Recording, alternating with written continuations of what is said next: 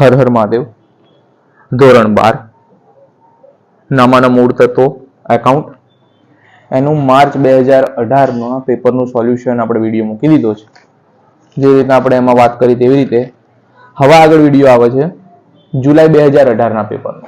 હા, તો જુલાઈ 2018 પેપર, બરાબર. આ એના જવાબો ટીક કરેલા છે સેક્શન એ ના, બરાબર. વિડીયો પોઝ કરીને જોઈ શકો છો, બરાબર.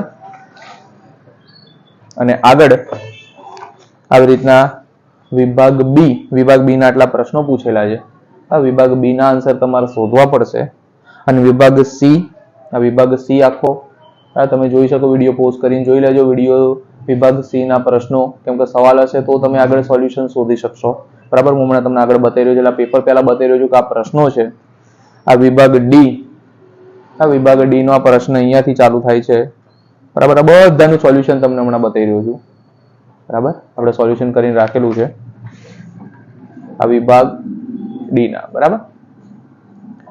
અને વિભાગ ઈ અહીંયાથી સ્ટાર્ટ થાય છે. આ વિભાગ ઈ સ્ટાર્ટ થયો તો વિભાગ ઈ નો આ પ્રશ્ન, બરાબર, જોઈ લો. આ પણ વિભાગ ઈ ના પ્રશ્ન છે. વિડીયો પોઝ કરીને તમે જોશો તો તમને આઈડિયા આવી જશે કે સવાલ કયો છે, બરાબર. આવી રીતનાનો કંઈક સવાલ છે, બરાબર. અને પછી વિભાગ એફ, આ પાછળ થોડું બાકી હતું એ, અને પછી આ વિભાગ એફ, બરાબર, એનો પ્રશ્ન, બરાબર. આવી રીતે પ્રશ્ન જોઈ લો તમે, બરાબર. અમાઉન્ટ પણ અહીંયા તમારે કદાચ જજ કરવી હોય તો. અને આ સવાલ આવી રીતના આપણે જુલાઈ 2018 નું એકાઉન્ટનું પેપર જે બોર્ડમાં પૂછાઈ ગયું છે એનું સોલ્યુશન મૂકીશું. અને નેક્સ્ટ વિડીયો આવશે, એ આવશે માર્ચ 2019 ના પેપરનું, બરાબર. તેના માટે પણ તૈયાર રહેજો. આવી રીતના આપણે બધા પેપરો મૂકવાના છે. આપણે 2024 સુધીના બધા પેપરો મૂકવાના છે, બરાબર. તો આવી રીતના કંઈક આ છે, બરાબર. સોલ્યુશન જોઈશું. આ માર્ચ 2018 નું સોલ્યુશન તો તમને મેં બતાવી દીધું છે.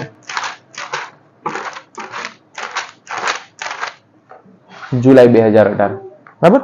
વિભાગ સી જુલાઈ 2018. તો વિભાગ સી માં 21 નંબરનો દાખલો, એનું સોલ્યુશન, બરાબર. ભૂલ સુધારણા નોંધ હતી, એનો જવાબ. અને ભૂલ સુધારણા નોંધની આ આમ નોંધ, બરાબર. 22 નંબરનો પ્રશ્ન, આ 22 નંબરનો પ્રશ્ન, બરાબર. એનો સવાલ આવી રહ્યો અને એનો લાભ ત્યાગનું પ્રમાણ શોધવાનું કીધું હતું, તો આપણે આ શોધ્યું, બરાબર. આગળ 23 નંબરનો પ્રશ્ન, બરાબર. 23 નંબરનો પ્રશ્ન, એની આમ નોંધ. આ 3 કન્ડિશન આપી હતી અને એની આમ નોંધ શોધવું કીધી હતી કે એની આમ નોંધ લખો, તો આપણે અહીંયા આમ નોંધ લખેલી છે, બોલો, બરાબર. પછી 24 નંબરનો પ્રશ્ન, માલ મિલકત નિકાલ ખાતાની ટૂંક નોંધ પૂછી હતી, આ ટૂંક નોંધ લખેલી છે, એ તમે જોઈ શકો છો. એના અથવામાં 24 નંબરમાં એક બીજો સવાલ હતો કે આની આમ નોંધ લખો, વિસર્જનની આમ નોંધ. આ વિસર્જનની આમ નોંધના સવાલ છે, આ એના જવાબ, બરાબર. વિસર્જનની આમ નોંધના જવાબ છે. તમે વિડીયો પોઝ કરીને જોઈ લેજો, કઈ ખબર ના પડે તો કમેન્ટમાં પૂછી લેજો. જો કે કઈ ના સમજાયું છે નહીં, બહુ સ્પષ્ટપણે લખેલું છે, એટલે વાંધો તો આવશે જ નહીં. 25 નંબરનું પ્રશ્ન, બરાબર, જુગલ લિમિટેડ વાળો, આ એનો જવાબ છે. એની આમ નોંધ લખવાની કીધી હતી, ડિબેન્ચરનો દાખલો છે, ડિબેન્ચરની આમ નોંધ અહીંયા લખવાની કીધી હતી, આપણે ડિબેન્ચરની આમ નોંધ બતાવેલી છે. 26 નંબરનો પ્રશ્ન, એમાં બી ડિબેન્ચરનું હતું, તો ડિબેન્ચરની આમ નોંધ કીધી હતી, ડિબેન્ચરની આમ નોંધ આપણે અહીંયા દર્શાવેલી છે. આ ડિબેન્ચરની આમ નોંધ જો તમને ના આવડતી, તેના અથવામાં બી એક સવાલ પૂછ્યો છે, આપણે અથવાનો સવાલ જોઈશું. શેર અને ડિબેન્ચરનો તફાવત, મોસ્ટ ટાઈમથી થિયરી છે, એ તો તમારે તૈયાર કરવી જોઈએ. અહીંના 26 નો ઓરનો સવાલ પણ આપણે અહીંયા મૂકી દીધો છે. પછી આવશું વિભાગ ડી તરફ, બરાબર. વિભાગ ડી માં પાઘડીનો દાખલો પૂછ્યો છે, તો પાઘડીના દાખલાની આ રકમ અહીંયા લખેલી છે, આ રકમ આપી હતી, આ એની ગણતરી આપેલી છે. તો આ ગણતરી તમે જોઈ શકો છો, બરાબર. આપણે ભારિત સરેરાશ નફો શોધ્યો છે, બરાબર. આ ભારિત સરેરાશ નફો શોધ્યા બાદ ભારિત સરેરાશ નફો આવી રીતના એનું સૂત્ર મૂકી, એનો જવાબ લાયા, મૂડીકૃત નફો કર્યો, પાઘડી શોધી, પાઘડી કરી અને પાઘડીનો જવાબ, બરાબર. આવી રીતના જવાબ સેટ થયો. 28 નંબર, અહીંયા નફા નુકસાન તુલનાત્મક પત્ર કીધું હતું, બરાબર. તો આપણે આના ઉપરથી નફા નુકસાન તુલનાત્મક પત્ર તૈયાર કરી અહીંયા સવાલ લખેલો છે, કે જ્યારે તમને તકલીફ ના પડે, બરાબર. આ આપણે એનું જે માળખું હતું બરાબર, પત્રક દોર નાખ્યું ને એની અંદરની માહિતી હતી એ પ્રમાણે આપણે આનું સોલ્યુશન કરી નાખ્યું. આવું એક પૂછાય છે ને આના માર્ક્સ જતા કરાય નહીં. બરાબર, આ મોસ્ટ ટાઈમપી કહેવાય. બરાબર, આ તૈયાર કરવું જ જોઈએ.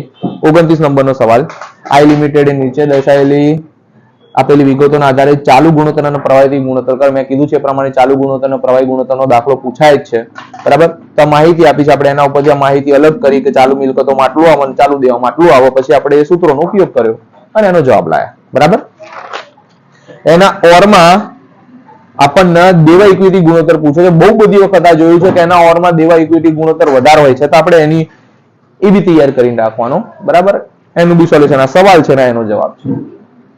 તો તમને આસાની રહેશે. અહીંયા સવાલ જવાબ ને નાના નાના હતા એ લખીને તમારી જોડે કોશિશ કરી છે કે તમારા સુધી પહોંચે ને તમે વ્યવસ્થિત એને ગણી શકો. બરાબર, આગળ વધીએ 30 નંબરના સવાલ ઉપર. અહીંયા રોકડ પ્રવાહની ગણતરી કરવાની છે. તો રોકડ પ્રવાહનું આપણા ઉપર સવાલ છે. બરાબર, આવી રીતના આનું હેડિંગ ને બધું વ્યવસ્થિત મારીને કોષ્ટક જે ખાતું દોરી અને એનું આપણે શું કહેવાય ફોર્મેટ તૈયાર કરીશું. ફોર્મેટના પ્રમાણે આપણે આની ગણતરી કરીશું. અહીંયા જુઓ છેલ્લે 57,000 જવાબ આવે છે. આ કામગીરી પ્રવૃત્તિના આધારે ઉદ્ભવતો રોકડ પ્રવાહ ગણવાનો છે.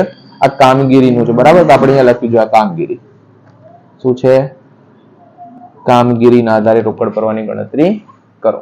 બરાબર, યાદ રાખજો. સરસ દાખલો આ બી એક્ઝામમાં પૂછાય છે અને આ બી ઈઝી હોય.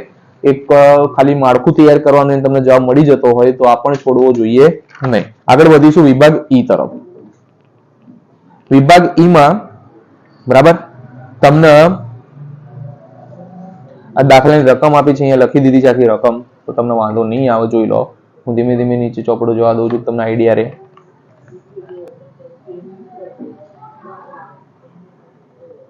બરાબર, આ સવાલ આ એના જવાબ.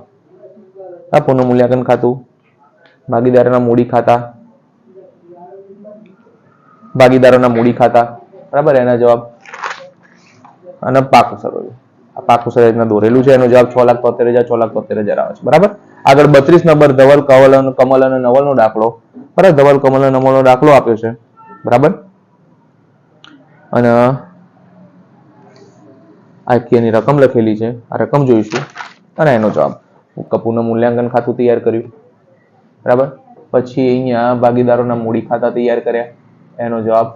બરાબર, અને અહીંયા નાનું પાકું સરવૈયું તૈયાર કર્યું એનો જવાબ. બરાબર, આવી રીતના દાખલો હોય છે. આ નિવૃત્તિનો દાખલો તો આગળનો પ્રવેશનો દાખલો તો. બરાબર, આગળ 33મો દાખલો. બરાબર, શેર મૂડીનો દાખલો છે. બરાબર, આગળ તમારે રકમ જોવી પડશે કેમ કે થોડી મોટી રકમ હતી એટલે અહીંયા નથી લખેલી અને એની આમ નોંધો છે. બધી આમ નોંધો જોઈ લો. આ બધી આમ નોંધ, આ પણ આમ નોંધ.